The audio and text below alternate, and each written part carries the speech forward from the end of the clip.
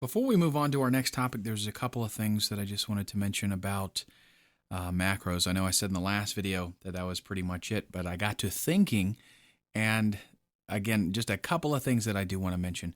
Since this is something that you could very well be very new to, and you're not really familiar with, things like macros and programming and all that kind of stuff, I want to advise you to be very careful when you get Excel documents from other people, especially people that you don't know.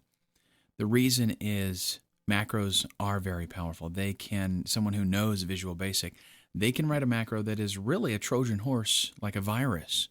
And that's one of the tricks that programmers have done in the past, diabolical programmers, I might add, that they create a macro, whether it be for Word or Excel. And in that macro is something, that we would want to stay away from. And they send the Word document out, and people don't think about it, and they just open the Word document, and blam, it just crashes their computer or something. So be very careful. When you open documents that have macros inside of them, Excel 2007 is going to ask you if you want to enable macros.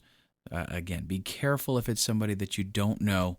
Use a bit of caution whether you want to enable those or not, because it very well could cause you a problem.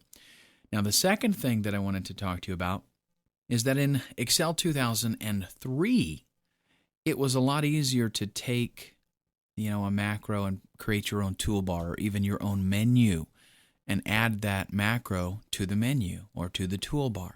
And that made executing specific macros a lot easier, especially if you used the same one frequently across multiple workbooks. In Office 2007, they have what is called the ribbon. And the ribbon changes the whole way things are done, and they've got a whole new system. And customizing the ribbon is not really very user-friendly. There are ways around it. You have to do some real programming outside of Excel to get anything customized inside of the ribbon.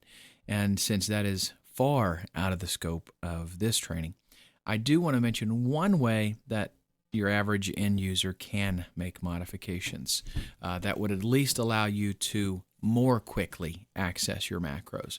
This is the quick access toolbar up here. What I'm about to show you applies not only to creating macros, but any kind of customization that you would want to do to this. Frequently used tasks should be placed up here. By default, you've got save, undo, and redo. But if you click this drop down here, you can go to more commands towards the bottom.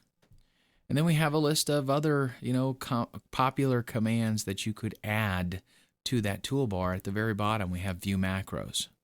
If you click add after you select view macros, click OK.